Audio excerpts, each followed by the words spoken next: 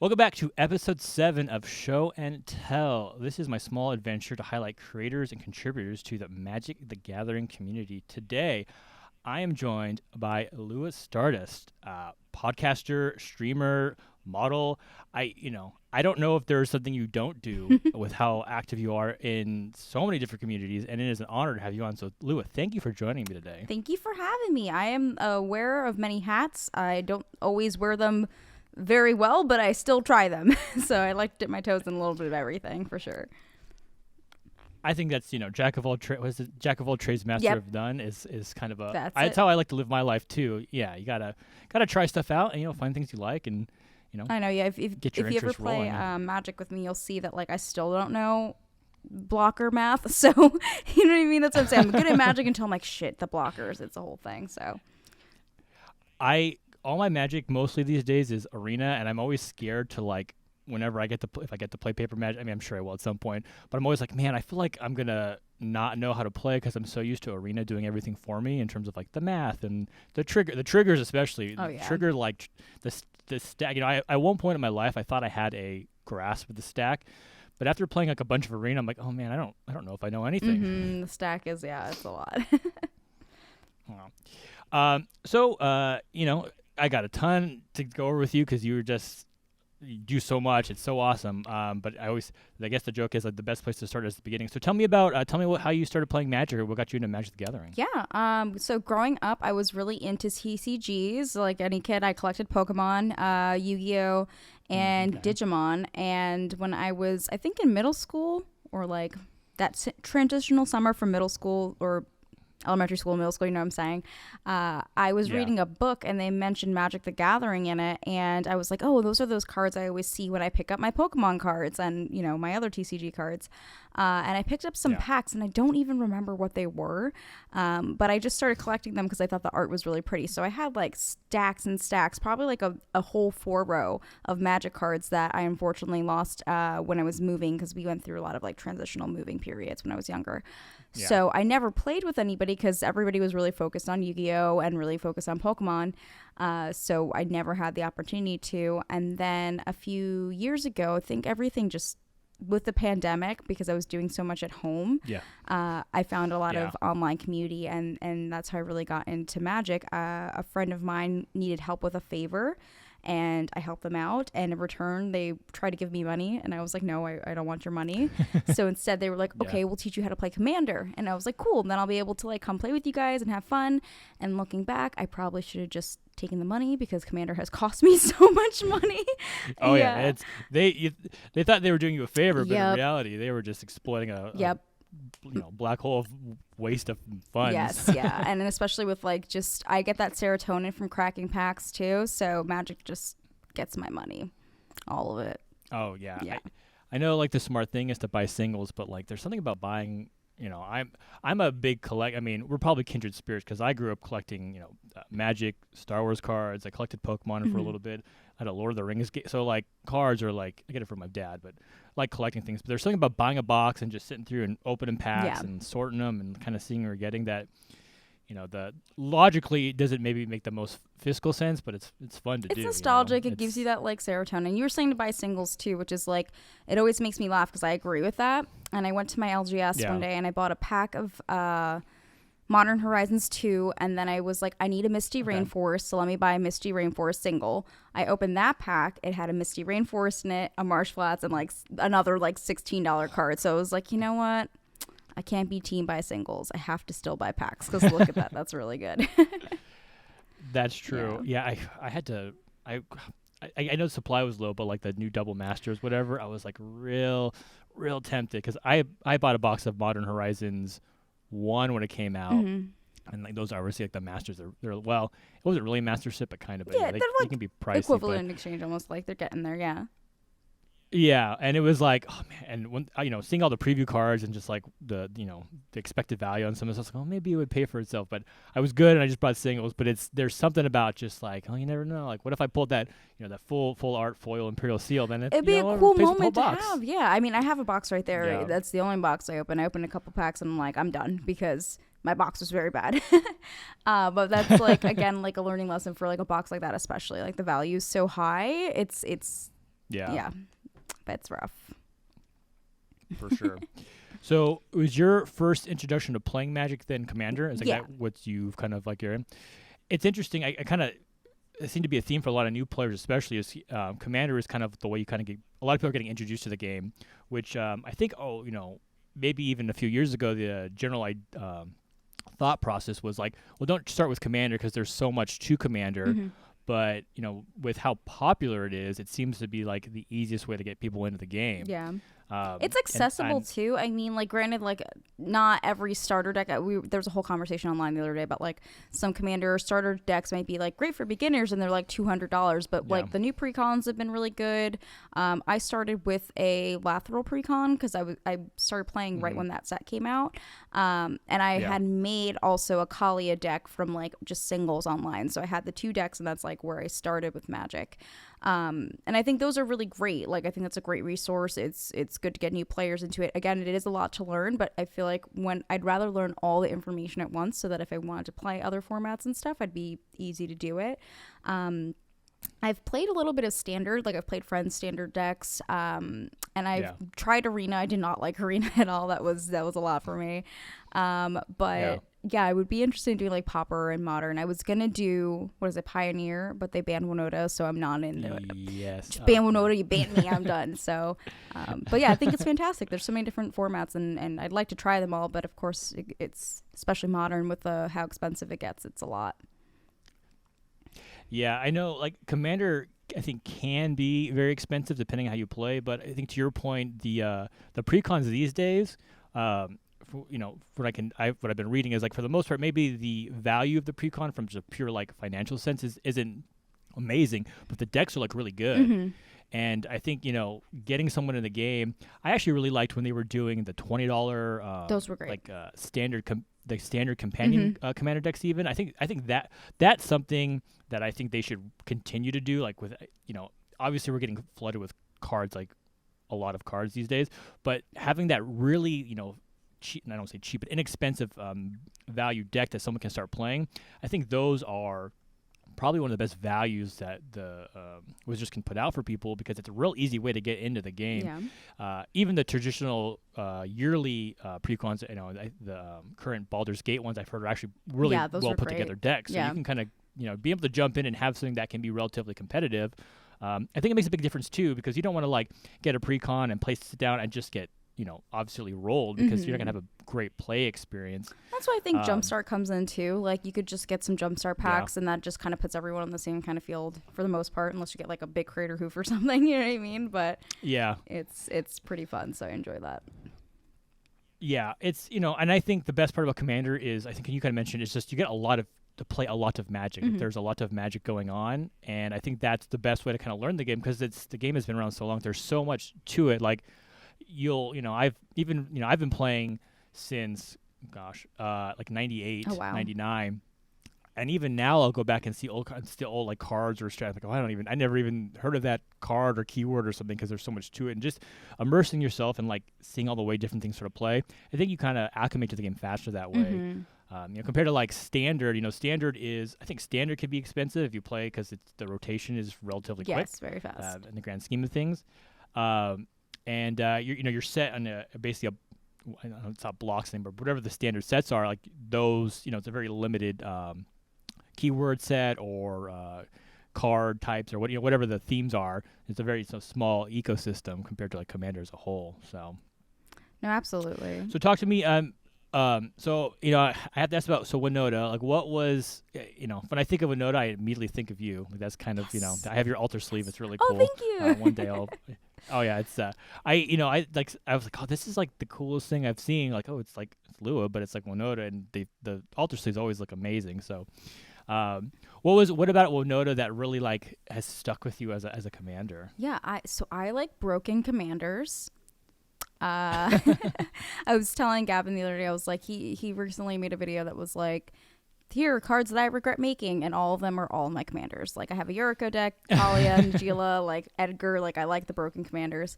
Winona for me was like, oh, that sounds super busted, and that sounds very fun. And I picked her up, and I was like, oh, this is like the coolest thing I've seen. Like, I like I love red white, so I was like, cool, Burrow sounds cool to me. And I just thought it sounded like a really fun deck. And so when I started playing it, I was like, you know what, her art is really cool. I'm a big fan of Magali, like the artist of Winona. I have tons of other cards that she's made that are just on display because I think they're pretty.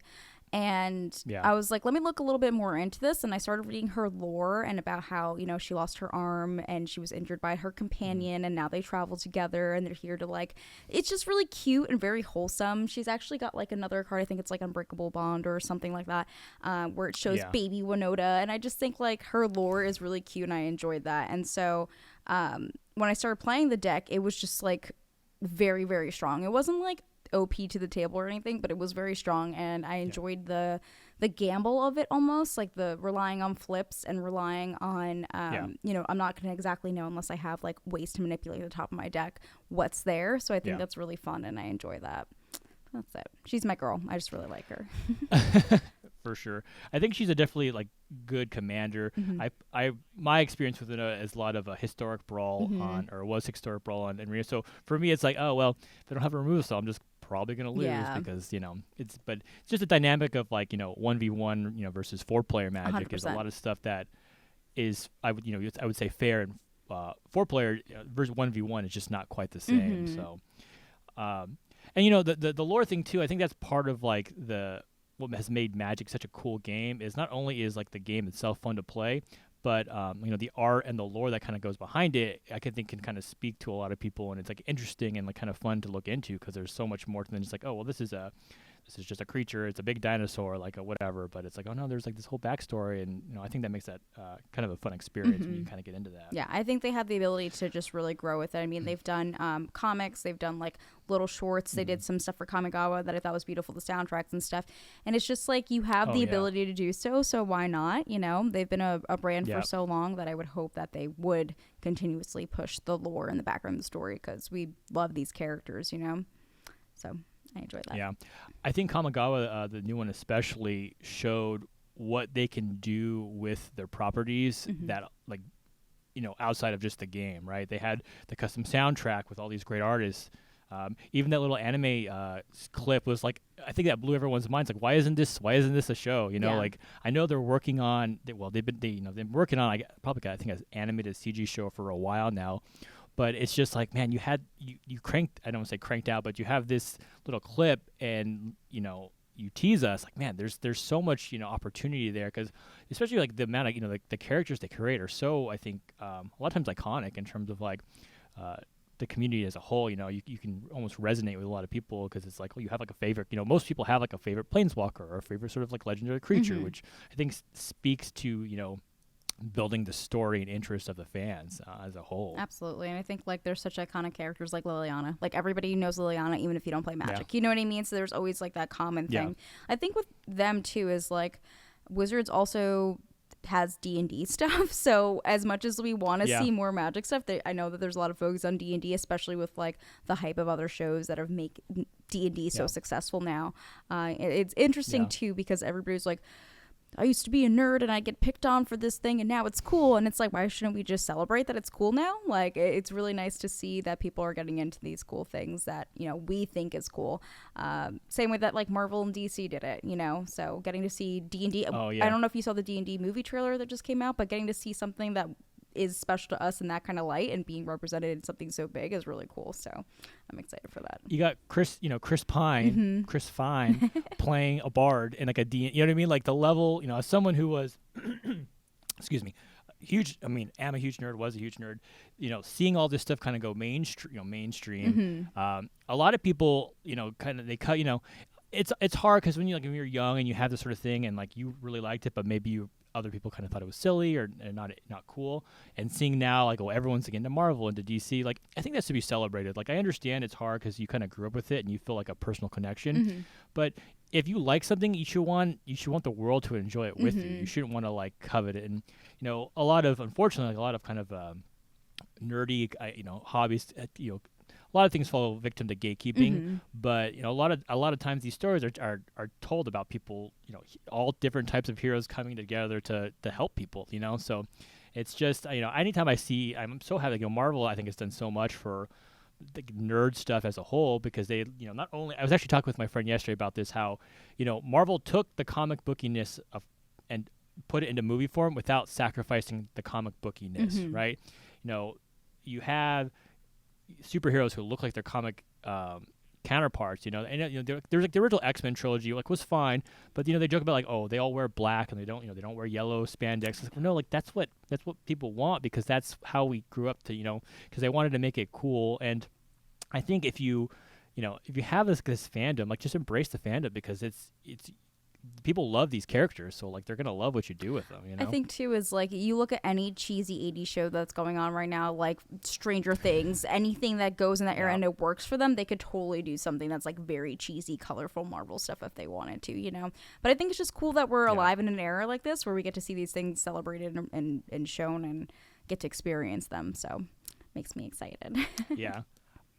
Star Wars is probably like one of my biggest loves, and just I know there's like a ton of Star Wars content, and I'm just it's like cool. Like, I'm glad there's more Star Wars things to consume. Like, for the first like third of my life, it was just the original trilogy, right? And then I got the prequels, and it's funny now, because now the prequels, because a lot of this stuff is for like little, Star Wars especially was always for like young kids, right? So, like, you got the prequels come out, and people kind of like, oh, they weren't very good, but now you're getting this kind of like revival of the prequels, because all the little kids who saw it initially have grown up. Like, no, like, I grew up with the prequels, like, they were great, And I think the sequels get a lot of hate, but I think in a few years from now, the sequels will kind of get their due as well, in terms of, like, if nothing else, the characters in the sequels were awesome. Finn, Rey, Poe, like that core. I think that was the only thing, is they did not explore those relationships enough. Yeah. But it's just getting more content. I mean, we got tons of into our eyes. Yeah, they've had multiple shows. They had the animated stuff. You have a whole freaking theme park at Disney now. Like, there's so much Star Wars media to be consumed, and it's not going to stop. So, I, for one, am happy to see it. I was really into the prequels. I thought Anakin was super hot, and I was all about it. So I'm not complaining. I will take more Anakin. That is no problem. I think Padme will always be like my first like celebrity. Natalie Portman will always be my celebrity crush. Like, yeah, she was cool. She kicked ass, and she's super smart. Like, she's like, she's pretty amazing. She was like Thor now, the mighty Thor. Like, just. Yeah, how can you not, enjoy that? I did a premiere for, it was Endgame, and I was dressed as Gamora in LA, and I saw her in person. I was like, she's the literal most beautiful person I've ever seen in real life. I was like, she looks like she's photoshopped. I'm like, how do you even look like that? That's crazy. But beautiful, like, super beautiful. Yeah. So rightfully so. Yeah. We don't deserve Natalie Portman. She's definitely. So, obviously magic, but you kind of touched on it. Dungeons and Dragons is also, I think, something you have a big interest in. Yeah. So talk to me about Dungeons and Dragons. Like, when did you start playing, or what kind of got you into that side of the tabletop realm? It's very much kind of the same as magic. Like, I started playing it around the time of that COVID hit, because everybody was home and looking for things to do. I've always seen, like, D&D and like Warhammer and minis and stuff at my local comic book store, and I just never was able to like get into it because there was nobody that was really playing it. Most of my friends, and like I was saying before, did TCGs or video games, so there wasn't anybody really playing that.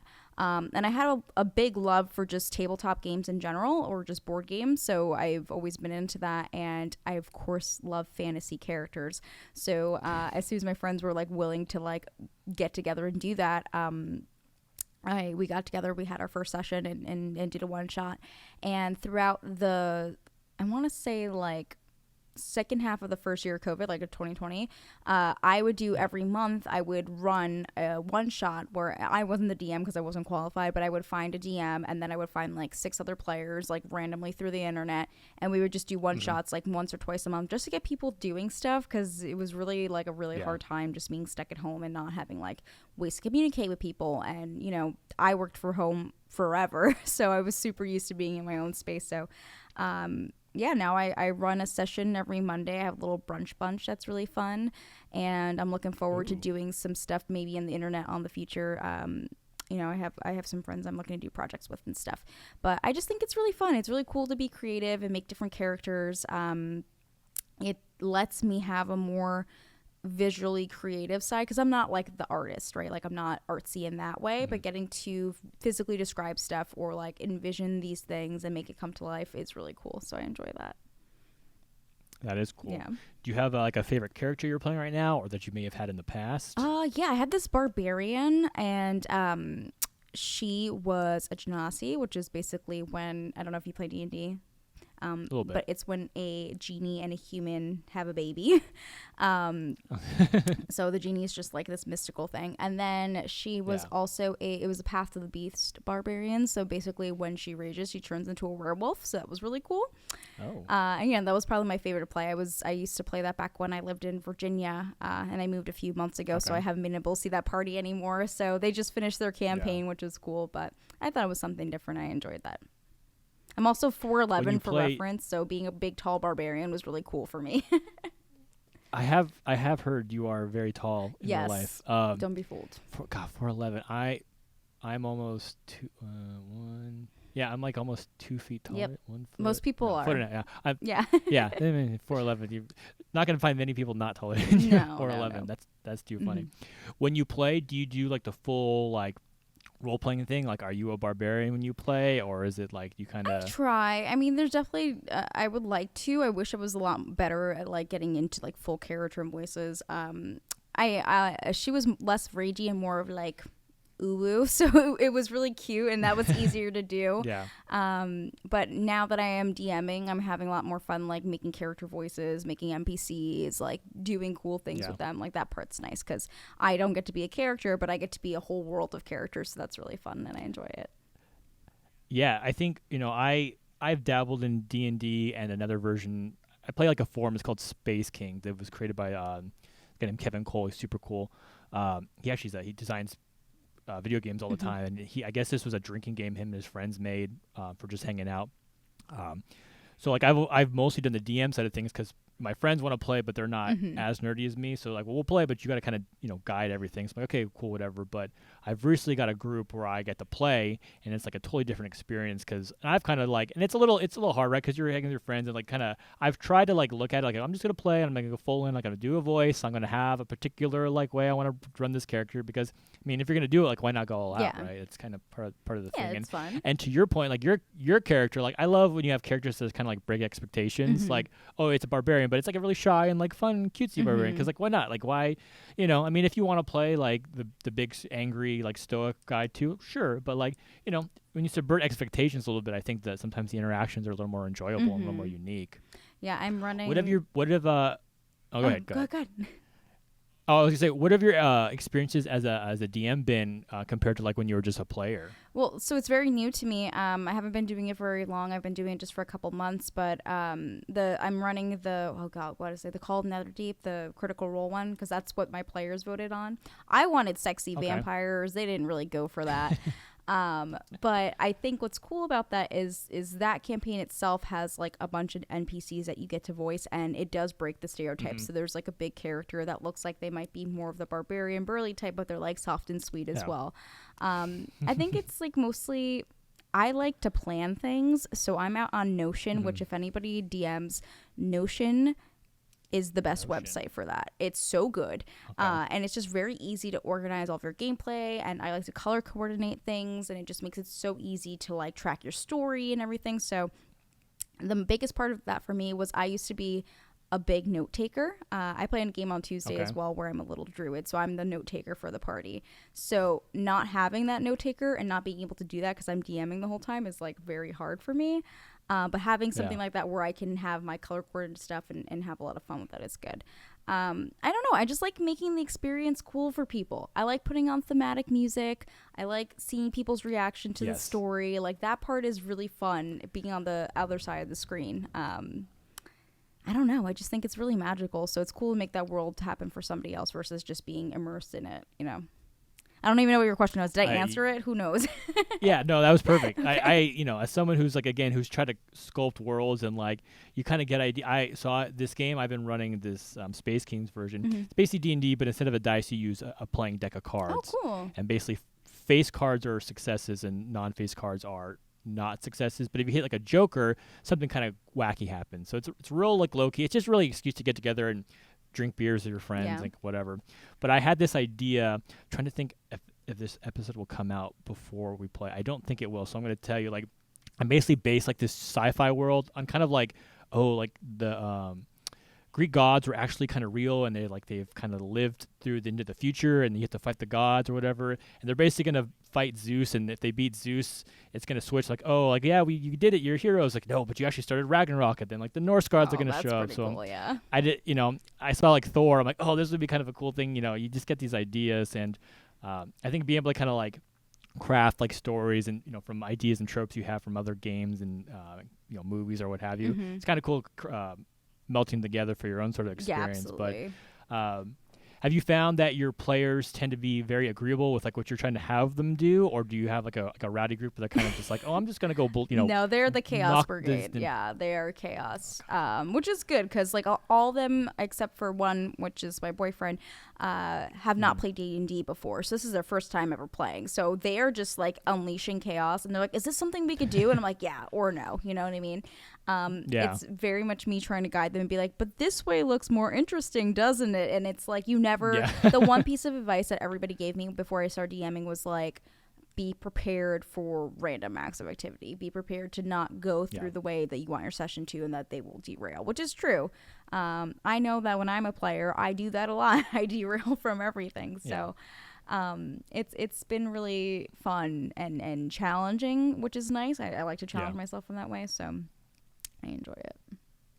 I think that's probably as a player, the experience is a lot like, oh, you're the adventurer and you're kind of going through. And as a DM, I think a lot of the fun is when the players do stuff you weren't prepared for or you didn't think about, and that's kind of like how you get to show like your DM skills or your playing side is like, oh, like I didn't think that they were going to try this. Like, what would be a cool thing to do if they succeed or not succeed? And I think that's really like a lot of the fun on the DMing side is like, oh yeah, like let me think about, can you do that? Like, what's going to happen? Oh yeah. Or like, oh, you just drop a dragon or something on them, and like, all right, well, good luck. Especially if they like think of something that's super creative and outside the box. We're like, I want to try and get in this way, or do this specific thing, or have this conversation that I didn't think of. I'm like, that's really creative. Here's some inspiration. Like, I just like to give that out a lot, so I enjoy that a lot.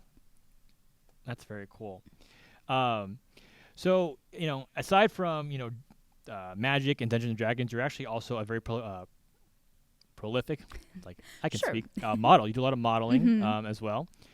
So I just, as someone who's done like some portrait photography and whatnot, I was definitely like, oh, that's really cool. So I want to kind of talk about like the modeling thing. Like when did you start modeling, and like what was kind of your, I guess, inspiration to start modeling? Because that's, modeling is tough. Like you have to go out there and you have to, put yourself in, front of a camera and really, be comfortable in your own self. And, for a lot of people, that's very hard. Yeah, it's so for me, it's a mixture of stuff. I started like modeling early on. My mom, I'm her only kid, right? So she would love to dress me up and take pictures and stuff.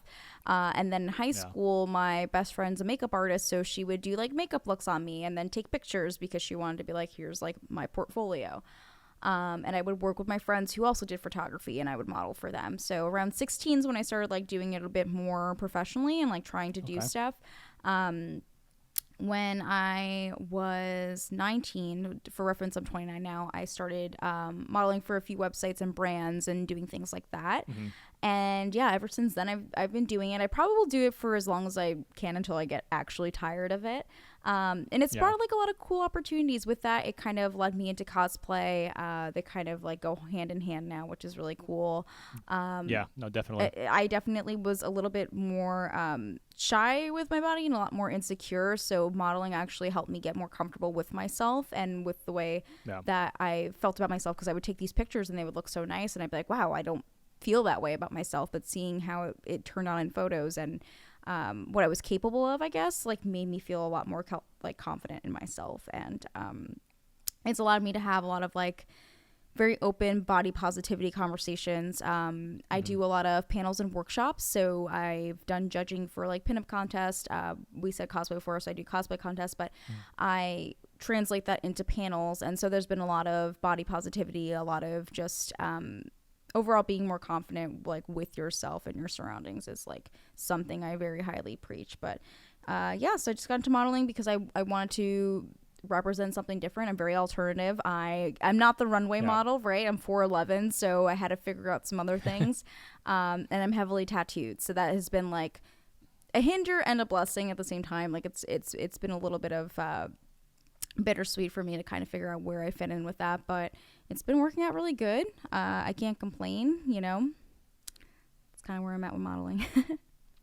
Well, that's cool. No, that's being able to be a force for body positivity, especially like these days, and being bombarded with so much media, be it Instagram or TikTok or Twitter. Like I think it's very easy for especially younger people to get this image of like what you should look like. Oh, yeah. And that's not, like to say, not a healthy kind of like place to come from. Mm-hmm. So being able to kind of go out there and just like just the best thing you can do as a model is like be yourself, right? Like be comfortable with your body, because that's it's the only body you really have. Mm-hmm. And people come in all sizes and shapes and forms, so like there's no it gets hard when you think about like, oh no, this is what an ideal of the beauty standard, or whatever yeah. is. Mm-hmm. Yeah.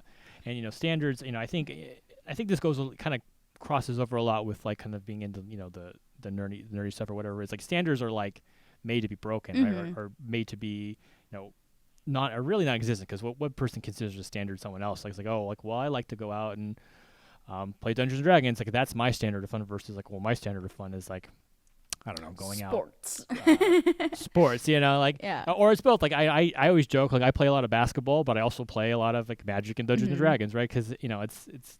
I mean, everyone has so many different interests. There's literally, like, look at Cassius Marsh, who's literally a football player and has a magic store. Yeah. Like, and there's tons of people that are like that. So it's interesting to see those two kind of like football jockey, high school kid, nerdy high school kid, like melding, and seeing people like be into both things is really cool.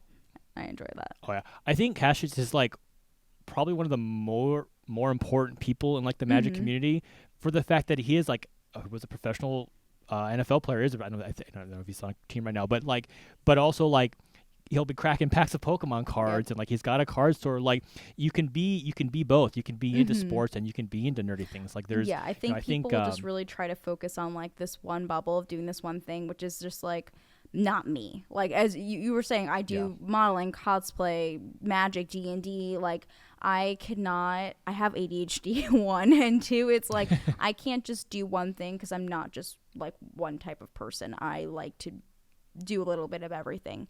And for me, I would just get bored. If I was just doing modeling, I would not have fun with it. So when I picked up cosplay, it was like, cool, this is like a new reinventive way for me to love modeling more.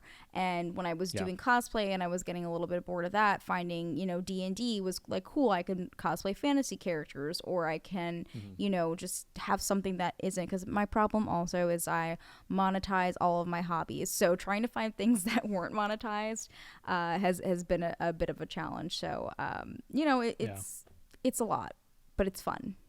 It's my Well, you should. There's a lot to say about like if you can monetize it, like you should, right? I mean, obviously, like if you have that opportunity to make money off what you're doing, like and it's like it's an interest or it's a passion, and it's like, oh, I'm trying to do this as like a profession. Yeah. I don't say profession, but like the culmination of everything you're doing as a profession.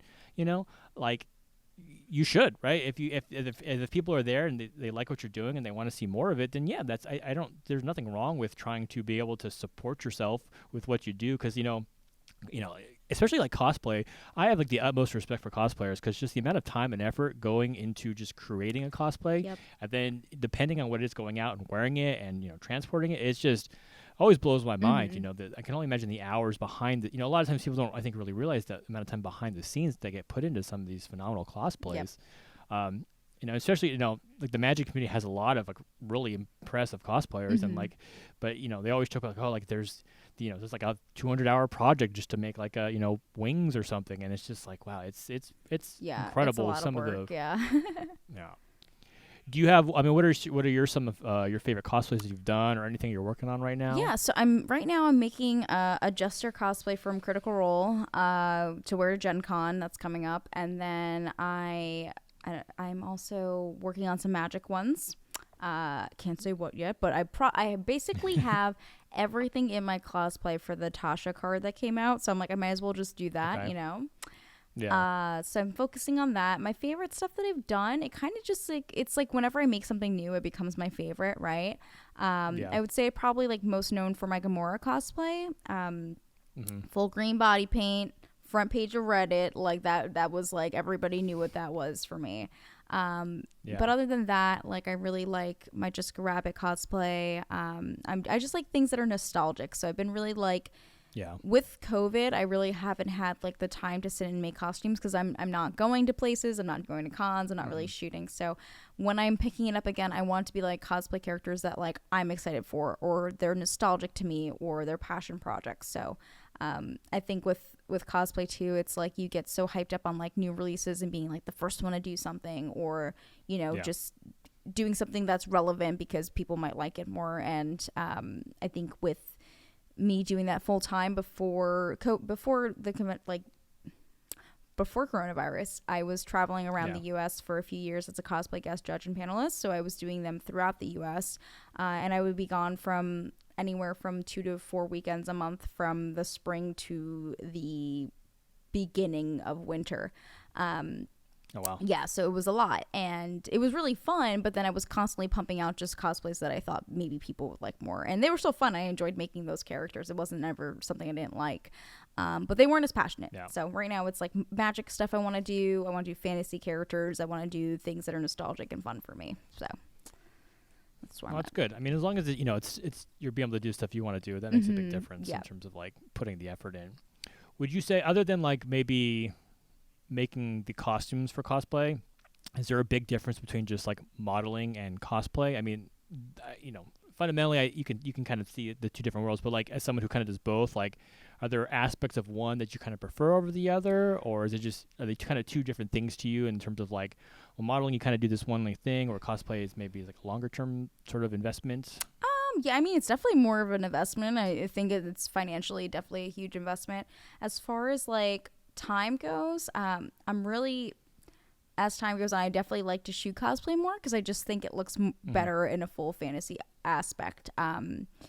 For regular modeling, though, I'm really into just doing different projects with people now. So I do anything from like boudoir to street fashion to whatever. Like I'm very varied in my modeling in general. So I think like they are different to me, but I think they encompass things that I like. So like modeling, I get to dress up in cool outfits and take pictures, and then cosplay, I get to dress up also in cool outfits that are of characters I like. So they're kind of like even on my thing right now, if that makes sense.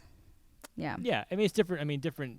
I guess it's different buckets, right? Yeah. Like in terms of like what it kind of accomplishes for your artistic output in a way. So Yeah. that's pretty cool. Yeah, that's as someone who's been on the other side as a photographer, like you see, working with models is always pretty cool when you have a cool project. I think that's, for me, is like having a cool like idea in mind and being able to go out and execute it with someone. I think that's a really cool experience as a as a photographer, and probably hopefully with the model as well, like trying to like bring that vision to life. I think when you can do that, it's a very that's what really is the point of like art in a lot of ways. It's like especially with cosplay, it's like you want to find that location that matches that character, so you can get the right poses and the right lighting and everything to feel like it's like fully there 100%, which is really cool, and it's really special when you can make that happen. Definitely. So on top of being Dungeons and Dragons and modeling and magic, you have a podcast. I do. The Camp Cryptid podcast. Yes. And let me tell you, if you're not listening to this is, I think I've been listening to some episodes, and I think right off the bat, if you hear it, it's a very relaxed setting, but it's very researched and it's very funny, which I think is the perfect combination for this sort of thing. Because it could have been very easily just like, oh, we're just gonna joke around. So you and your co-host Erica Fett, correct? You can definitely tell you take these topics, very seriously in terms of like researching the history and the background on a lot of the stories you sort of tell, and that you guys are both really interested in and sort of the things you sort of talk about. So like, when did you guys start the actual podcast? Yeah, so Erica and I have been friends for like 10 years. We both met modeling together, so we've done a lot of projects and things together. She was doing a few like videos just talking about Bigfoot because this girl loves Bigfoot. That's her thing. And I wanted to get into doing podcasting, and I had thought about doing either something that was an interview format, kind of like this, or something in interviewing, you know, different creators and what they're doing, or something that was revolved around horror, because that's like, aside from gaming growing up, like horror went hand in hand. Like my mom raised me on my N64 and Buffy the Vampire Slayer. Like that was just it. You know what I mean? So when she was like talking about doing these videos and stuff, she was like, you know what? I just like, we're so dressed up with our makeup and our hair all the time. We just kind of want to like be in our pajamas and talking about cool stuff. And I was like, that's a podcast. We should just do that. And so getting to like have the opportunity to like record with my best friend every week is really cool. We get to sit down and talk about topics that are like, you know, we do everything from cryptids to true crime to full on conspiracy theories. We do we take submitted stories from our viewers too. So if they've had some kind of paranormal experience or some kind of weird UFO thing, whatever it may be, we take their stories too, and we try to like figure out what those were. So yeah, it kind of just started as like a thing that could be fun, and we're coming on to about a year. In October it'll be like a full year of doing this. Wow, that's impressive. Yeah, and it's really cool, and I'd like to like my goal is like, obviously like I'm not going to model forever. I love magic so much. It's not my it's not my day job. Like magic doesn't make me money. Magic is like my fun thing I do, and like maybe I might make money because I'm selling altar sleeves or whatever we were talking about earlier. But it's not what's making me my money right now. And our podcast we're doing for totally free. We don't have any sponsors right now. Like we're not outreaching for that. Like we're just doing this as something we like. In the future, I would love it if, you know, this could be what we're doing for work. But we've been really trying to hone in on like ghost hunting, which yeah, we did a video. If you want to check it out on YouTube, it's really cool. We went to the Mansfield Reformatory, which is in Ohio, and that's where they filmed Shawshank Redemption. Okay. Super haunted. For like quick background, like Erica and I both grew up in homes that were traditionally haunted, like spooky houses.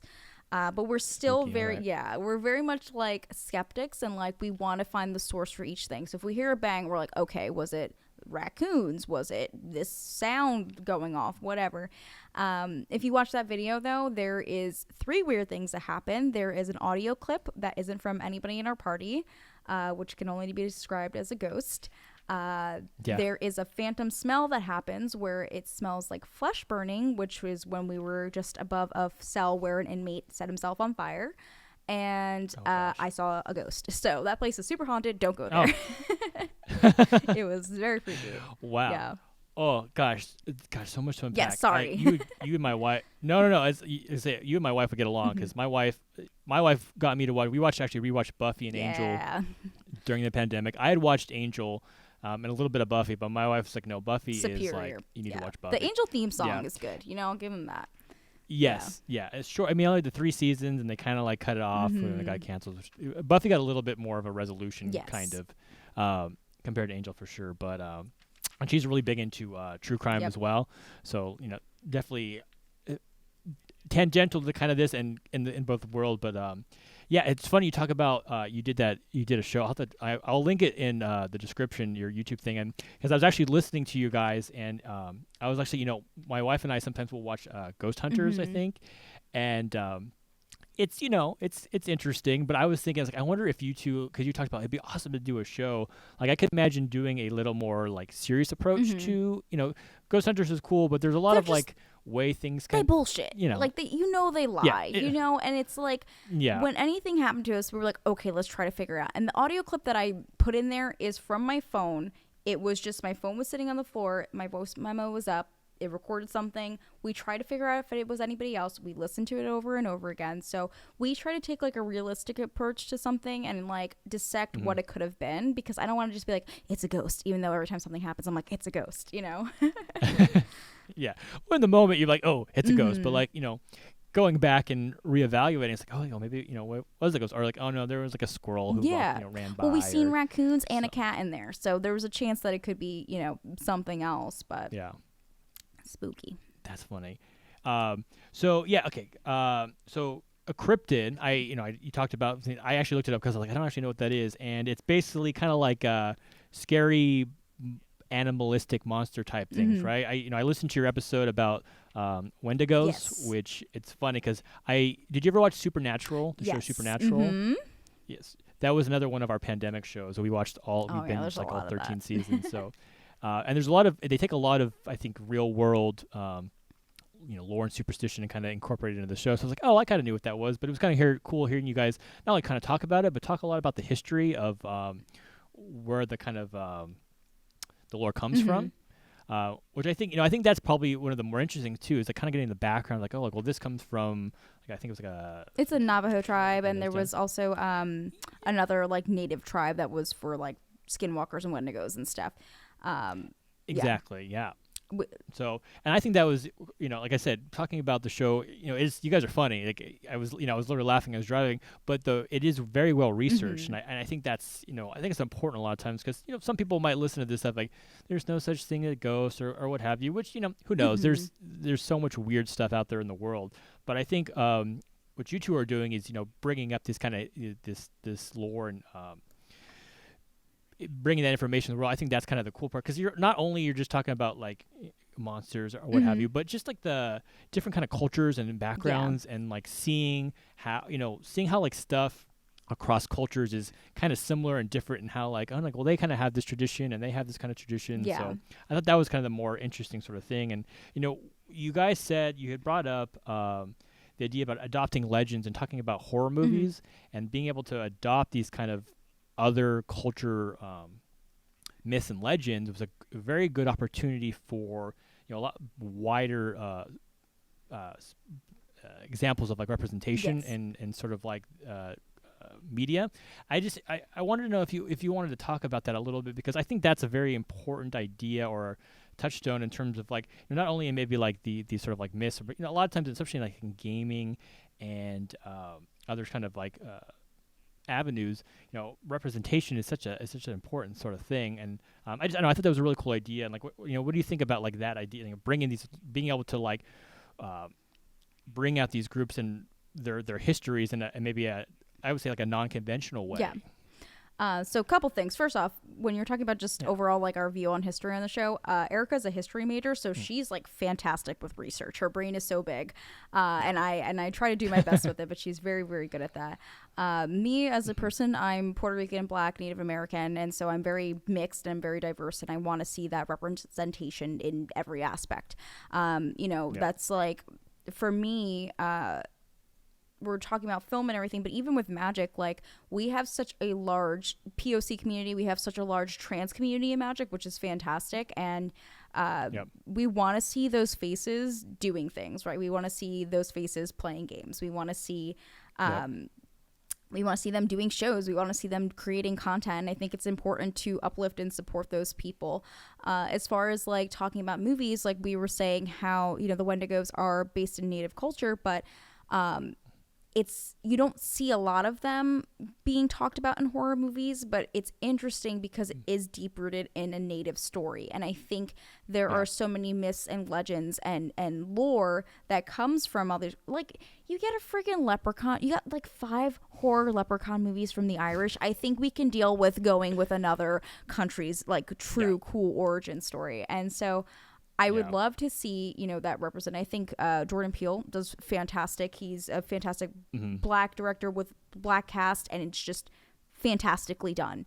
And especially with horror too. Like, I can go on and on about the stereotypes of Black people in horror. And so I think that there is so much room to be creative, and I think that we've been getting that more and more the past few years. Obviously, there's more room to grow for sure, but seeing that represented and seeing that well done is very exciting. And with as much love as those projects are getting, I think that leads for more opportunities for more cultures to get represented. Same thing with like Disney. You look at Disney right now, we finally have Asian princesses being represented more than just Mulan's story. We have Raya, we have Moana, we have all these characters that are there's LGBT stuff happening. So I think it's just very like progressive, and it's going in a good way. And I think if you want to see those changes, like, we would hope that people would just do them, but I think it's important as our communities to say that we want to see that and support those things when they do happen and when they come out. And I'm just getting. I can go on and on and on about this all day. No, Yeah. I think this is very important. Like for someone, I'm a straight white guy, Yeah. right?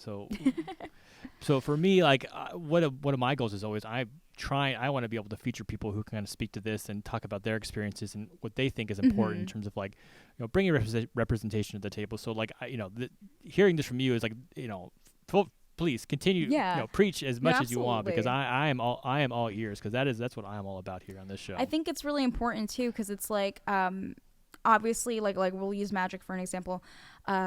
You want to see like diversity in any aspect of your life, because it's just what it is. You go outside, you see all types of different people, because that's just what life is, And it's really hard, because there has been times, like especially with cosplay and other stuff too, where it's felt very tokenized, and you want to see representation at your table, right? You want to see POC, LGBT folks, non-binary folks, like just representation. But you don't want it to be like, I'm checking my mental list of being like, hello, I have a black person and a trans person playing today. Like, you want it to be like, hey, here's all these amazing creators. This is who they are. We're celebrating that, of course, but it's not like you just pick them for those things. And I think that's like this weird line that people don't know how to don't know how to like approach.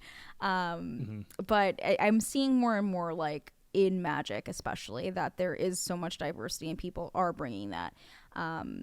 So I guess like the biggest thing I could say is support those communities when you see it. And if you want to see more of it, then, if your favorite creators aren't doing it, then maybe try to do it on your own.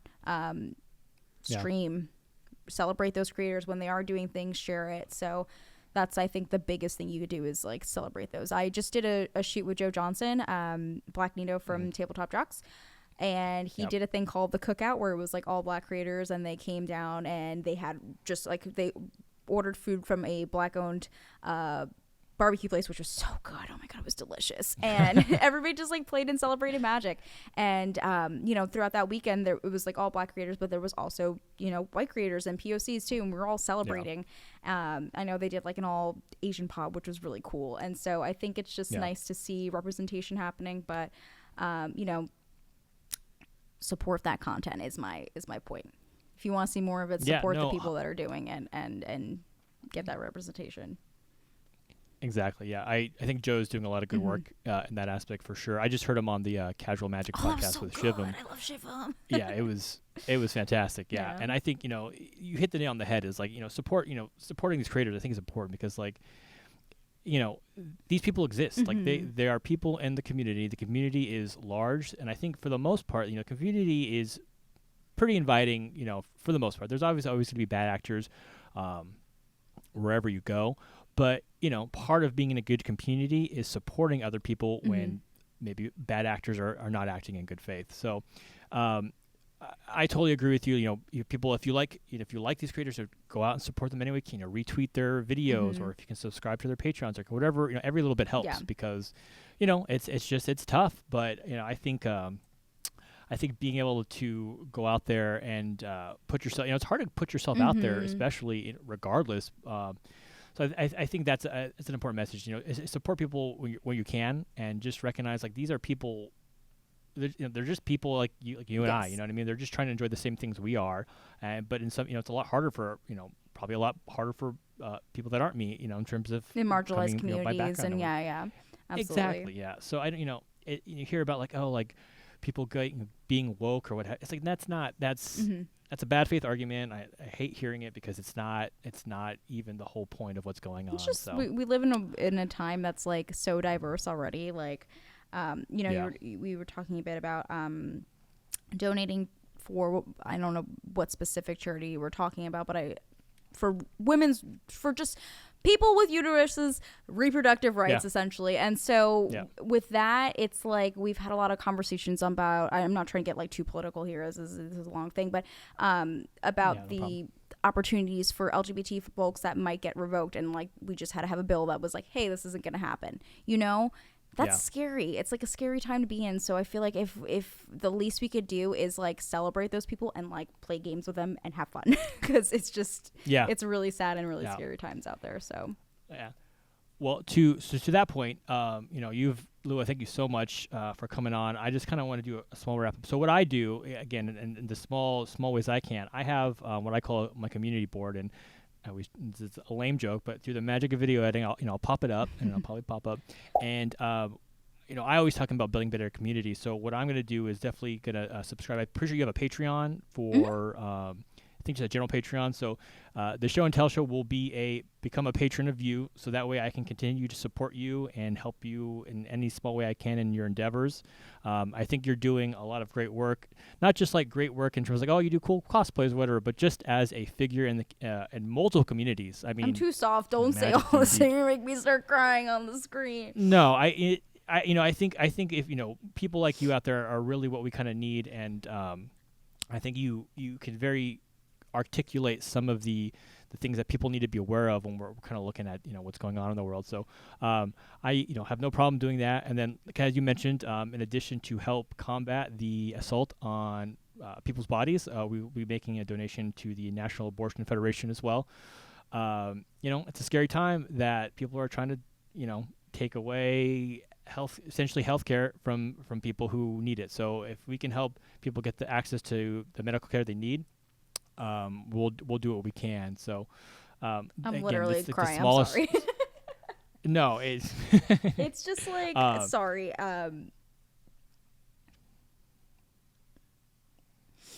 Not everybody's like that. So using your platform, like I know you said you were a small creator, that there's no such thing in my brain like that. Using your platform to not only uplift just amazing people in our community, but continuously giving back to people is like a really big thing to do. And I'm sorry. I'm very soft this week. I've been having a week. Thank you for doing that, and thank you for being a good ally, and just thank you for showcasing, I've watched your other interviews, and I think you're doing a really great job with it. Well, see, now I'm gonna get a little verklempt because that means a lot coming from someone like you. I really appreciate that. And I always joke like I'm like a dirty leftist, man. I will go to bat for if anyone wants to talk about stripping rights or delegitimize people. Like I'm not, I will use whatever privilege I have to fight that battle whenever I can. So so again, Lua, thank you so much for coming on. This has been a fantastic conversation. Please, if anyone is watching this, check out her podcast with Erica Fett. It is hilarious. It is insightful. I definitely will find that ghost hunting show. Yes, let's get so you a pilot. spooky. Let's get you going. And I'm sure you're all the time making the rounds. I see you on Tabletop Jocks all the time. You have your own stream. I'll definitely have all your information up. And just want to say thank you again for stopping by watching. I'm going to do the YouTuber thing of like, hey, if you like the show, subscribe, because I never say that. So maybe if I say it, some people will hit that bell, Yeah. I'm going to say smash that like button, hit the bell. You got to do all that. It's the rule. All the things, YouTube, Yeah, we gotta fight the algorithm too while we're at it. It is rough. That's the And whole guess goal. what? So You can help by just doing things for free. If you don't have monetary money, you could just like share the video, and that does a lot. yeah, share the video. I mean, if you have an Amazon Prime and you're not using it on a subscription to someone on Twitch, hop on Twitch and just throw your Prime to someone. Like that one little thing can make a big difference in someone's day. Even just giving them the motivation to continue doing what they're doing, I think it'd be game changing for a lot of people. So again, Lua, thank you so much for coming on, and thanks for stopping by. And I guess we will catch you next time. Bye. Thanks for having me.